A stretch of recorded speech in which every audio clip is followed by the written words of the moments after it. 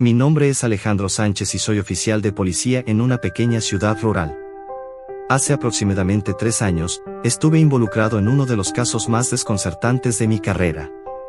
Un caso que aún me persigue y me deja con más preguntas que respuestas. Permítanme contarles la historia de la desaparición de Sofía Martínez. Todo comenzó una calurosa tarde de julio. Recibimos una llamada al departamento de policía informándonos de la desaparición de una niña de 6 años. Su madre, Laura Martínez, estaba histérica y apenas podía hablar con coherencia. Mi compañero, el oficial Ramírez, y yo fuimos los primeros en responder al llamado. Cuando llegamos a la casa de los Martínez, Laura estaba en la puerta, esperando ansiosa.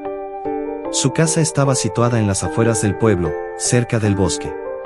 Un lugar tranquilo, ideal para criar niños, o eso parecía.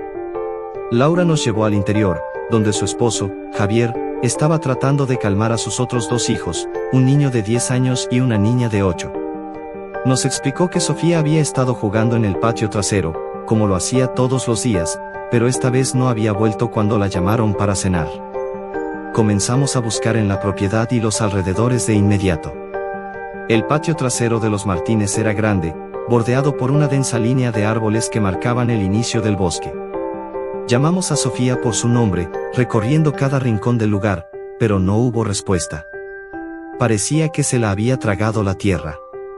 El siguiente paso fue organizar una búsqueda más extensa.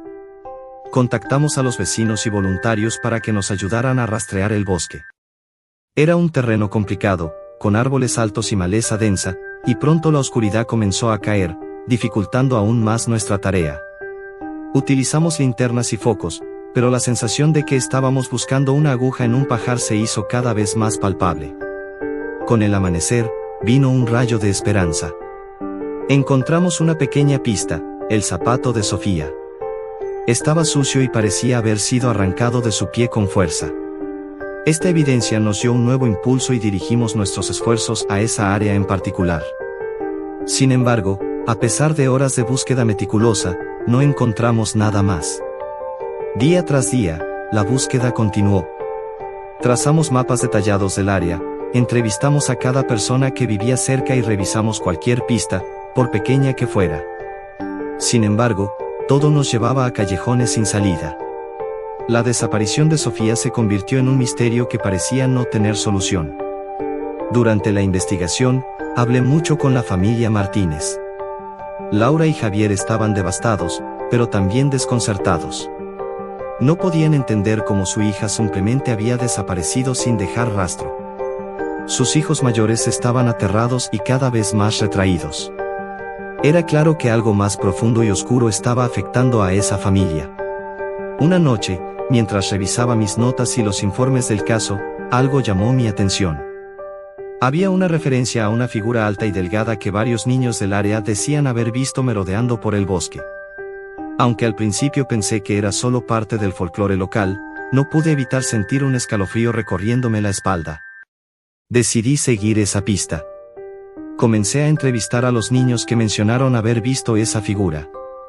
Sus descripciones eran inquietantemente similares: un hombre alto, anormalmente delgado, con extremidades largas, que se movía silenciosa y rápidamente entre los árboles. Aunque no quería admitirlo, algo en esas descripciones me hizo pensar que había más en esta historia de lo que parecía a simple vista. Una noche, decidí adentrarme solo en el bosque. Necesitaba entender qué estaba pasando, incluso si eso significaba enfrentar mis propios miedos. Caminé durante horas, siguiendo los senderos que ya conocía, pero también explorando nuevas áreas. El bosque estaba en silencio, salvo por los ocasionales sonidos de la naturaleza. De repente, me sentí observado. No sé cómo explicarlo, pero sentí una presencia. Algo o alguien estaba ahí, observándome. Miré a mi alrededor, pero no vi nada. A pesar de ello, la sensación de ser vigilado no desapareció. Aceleré el paso, sintiéndome cada vez más inquieto. Decidí que era suficiente por esa noche y regresé al pueblo. Al día siguiente, volví a la casa de los Martínez. Necesitaba hablar con Laura y Javier una vez más, pero esta vez sobre lo que sus hijos habían visto o sentido antes de la desaparición de Sofía. Laura mencionó que, en las semanas previas a la desaparición, Sofía había tenido pesadillas recurrentes. Hablaba de un hombre delgado, que la visitaba en sus sueños y la invitaba a jugar al bosque. Laura había pensado que era solo la imaginación de una niña pequeña, pero ahora no estaba tan segura. Hablé con los hijos mayores. Ambos recordaban haber visto a Sofía hablando sola en el jardín, como si alguien invisible estuviera con ella. Cuando le preguntaban, ella simplemente decía que era su amigo del bosque. Estos relatos me helaron la sangre. Con esta nueva información, dirigí mis esfuerzos hacia investigar la historia y los mitos locales. Descubrí que, durante años, había habido rumores de desapariciones y avistamientos extraños en esa área del bosque, aunque nunca se había confirmado nada. Era como si el bosque tuviera una vida propia, una oscura y siniestra historia que la gente prefería no recordar. Mientras tanto, la búsqueda de Sofía continuó, pero con cada día que pasaba, las esperanzas se desvanecían. Los medios de comunicación se interesaron en el caso, y la pequeña comunidad estaba sumida en el miedo y la incertidumbre. Todos queríamos respuestas, pero parecía que nunca las tendríamos. Un día, un grupo de voluntarios encontró algo más, el vestido de Sofía, enganchado en unas ramas. Estaba rasgado y sucio, pero no había señales de ella. Este descubrimiento nos dio una pista más, pero también nos dejó más preguntas. ¿Qué le había pasado? ¿Quién o qué estaba detrás de su desaparición? La búsqueda se intensificó nuevamente. Rastreadores y expertos en búsqueda y rescate fueron llamados para ayudar, pero el resultado fue el mismo, nada. Era como si Sofía se hubiera desvanecido en el aire.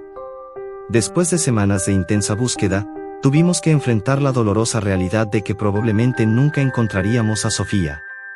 La comunidad estaba devastada, y la familia Martínez nunca volvió a ser la misma. La desaparición de Sofía dejó una cicatriz profunda en todos nosotros. Nunca olvidaré esos días. Cada vez que paso por el bosque, no puedo evitar mirar entre los árboles, esperando ver algo, cualquier cosa, que nos dé una pista sobre lo que realmente ocurrió. He dedicado mi carrera a proteger a las personas, pero el caso de Sofía me enseñó que hay fuerzas que simplemente no podemos entender ni controlar. Aún hoy, a veces, siento esa presencia. A veces, en mis patrullas nocturnas, creo ver una figura alta y delgada entre los árboles. Puede que sea mi mente jugándome una mala pasada, o tal vez haya algo más en esa historia. No lo sé. Lo único que sé es que Sofía se fue, y nosotros quedamos con el misterio y el dolor de su ausencia. Este caso me cambió. Me hizo cuestionar todo lo que creía saber sobre la seguridad y el peligro. Me hizo entender que, a veces, hay cosas que no podemos explicar. Y, lo más importante, me recordó que debemos proteger a los inocentes de cualquier amenaza, incluso si no podemos verla o entenderla completamente.